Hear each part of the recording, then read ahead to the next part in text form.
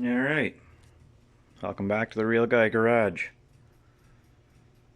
In the last video, the Camaro was a lot more assembled, and I sort of talked about some of the issues that I had seen at that point that now needed to be dealt with. At this point, I've got the hood off it, which I drilled a couple alignment holes just so I know where to line it back up to. That's an easy trick to make sure that you're not going to be screwing around trying to get it lined up again. I get the motor pretty well ready to come out. I'm still going to pull the distributor out. I'd like to get the headers off it, but I got to see how exactly, whether they're going to come out through the top or through the bottom. Motor mounts have to come off still. But rad's out and front accessories are off, and that's as far as we've got with that. I want to talk about some more issues we found. I don't want to harp on anything or put anybody down who previously worked on the car, because I don't believe that's in good taste, but at the same time, it was a finished car, or was supposed to be a finished car that was done to a certain caliber. I would not say that they had done everything to that caliber, I guess would be the best way to put it. They cut a lot of corners that I think, you know, it just doesn't make sense to me to cut corners. I don't know, maybe it's just me. Like, the headers obviously didn't fit with power steering, so they dented the end of this end of the header here, so they could put a spacer in here and a stud so that they could put the power steering bracket on. I'm not a big header fan to begin with. I mean, you can see how close those plug wires are, and they were worse than that before I rerouted them when I made these wires up last year. You know,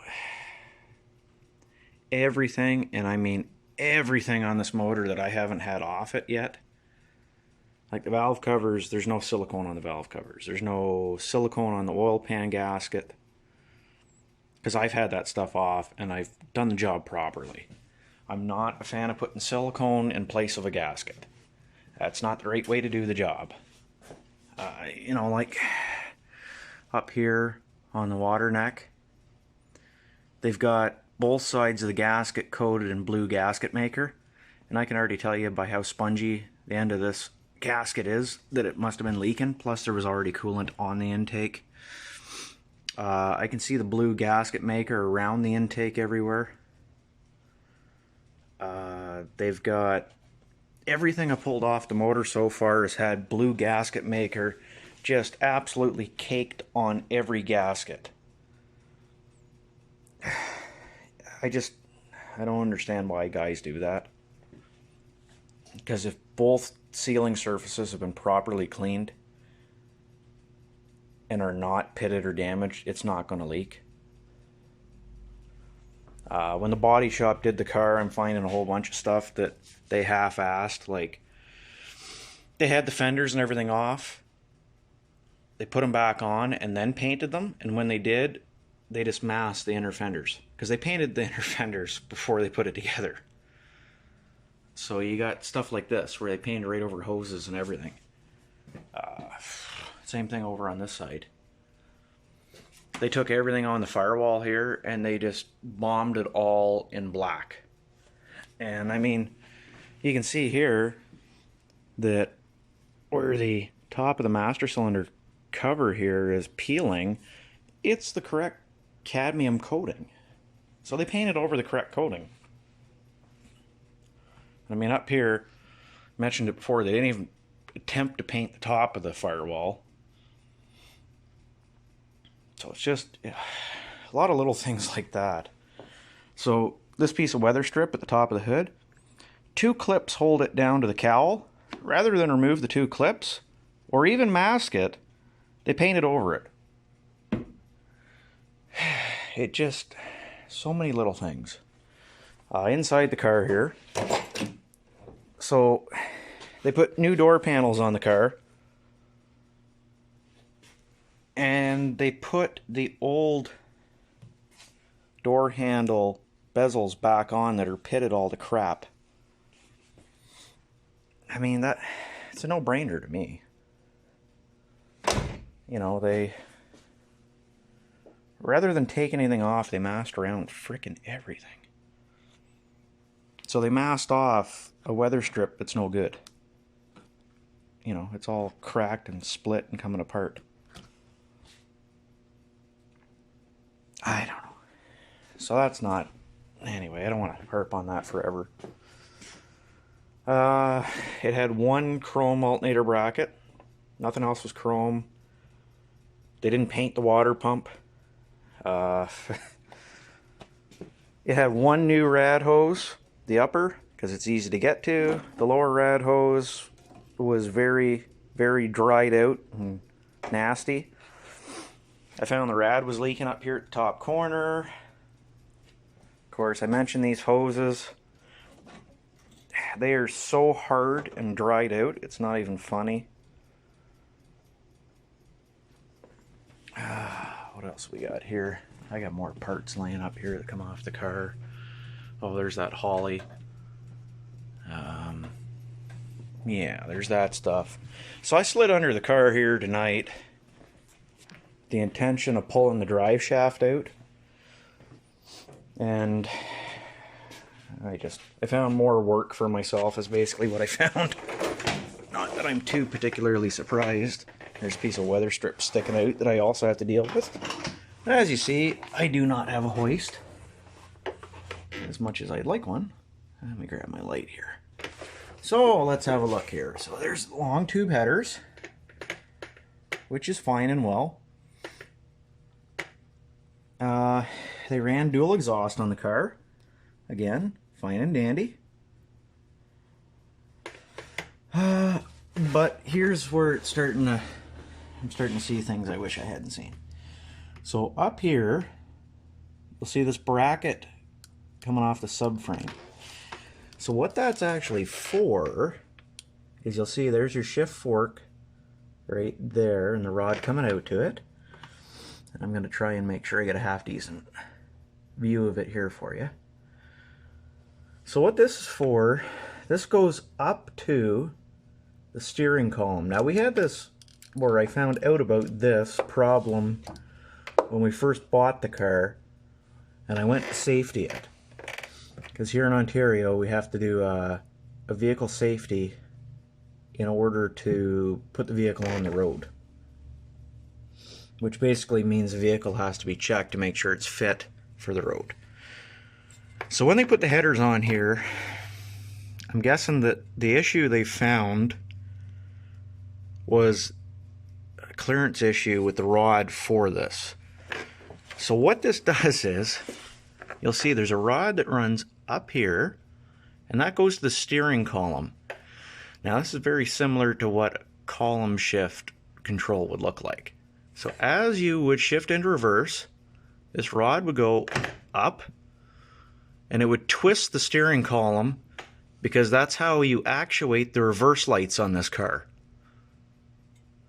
So the reverse lights do not work right now unless you manually take your hand and twist the steering column. So it's all because of, again, the headers that I'm not a big fan of because of the fitment issues. So that's that, and I'm missing all the pieces for that to work properly. The car has a Hearst competition shift setup in it, which is fine, except it hits the side of the center console and tries to push it over. So again, we have more issues than what we should, just because people have decided to change things, and those things were ill-planned. So you see there's the headers, and that's fine, and it looks like somebody's replaced the pipe on this side. So I thought, hey, I'll slide under the car, I'll pull the drive shaft out, no problem, no biggie. And then I come under here and I see this. So they've got it sandwiched so that the drive shaft is above the two mufflers, which is fine. But again, I don't understand why. I guess it goes back to laziness, whoever bent the pipe. Because you have, as you can see on this side here, probably about 4 inches of clearance that you could put this over. At which point it would be away from the drive shaft. And on this side, you can see, you also have probably at least 2.5, 3 inches where this pipe could have run. Where it would not be sitting on top of the drive shaft. I mean, it's actually physically touching the drive shaft on this side. So, I didn't plan to do any exhaust on the car, but I might have to. Because I have to pull that drive shaft out if I want to drop the transmission and pull the motor out of this car. And as you can see, there is no way I'm pulling that drive shaft out nice and easy. And then up here, you'll see, this is the parking brake cable. So this should be straight across. As you can see, I don't know if it's supporting the exhaust or if it's... I don't know what they have going on here, but I'm not too impressed either way.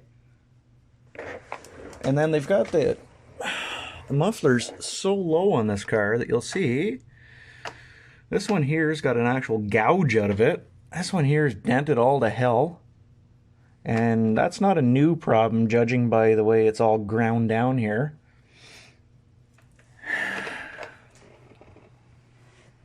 So this is... I gotta figure out what we're gonna do here. And it all stems from the fact that from the factory on these Camaros, they had a single exhaust system here. I gotta go the other way. I forgot I got too much crap on this side of the garage. Okay, so what the system they had set up here was from the factory. Your muffler actually would have sat up here where they've got this pipe running on either side to come out. They used a single muffler.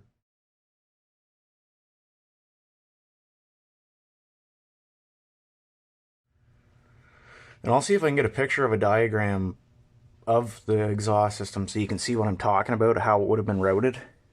I mean, I don't mind the way they've got the tailpipes and stuff. And I mean, the car sounds okay.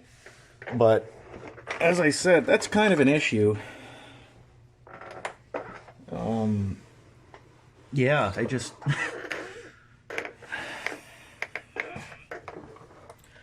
Amazingly, this car does have all the original brake lines and fuel lines, which, for a Canadian Z28, that's pretty cool.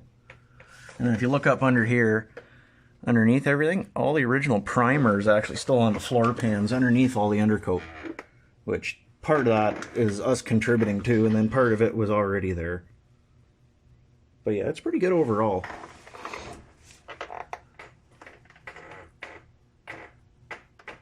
I noticed the odd little soft spot. Well, not soft, but scaly spot maybe. But overall, it's pretty good. So yeah, they put a competition shift up here. Transmission's definitely been out of it before. It's soaked. It is freaking soaked. Now the guy, when we bought it, did tell me that the car had a clutch put in it, and the guy had resealed the transmission and yada yada yada. So there is a possibility that that's what he did, and he didn't just paint it silver and put it back in. But you can see there are a ton of leaks, and that's kind of what I'm trying to address. But it seems like every step of the way on this car I find some type of issue that that I shouldn't be finding. Anyway,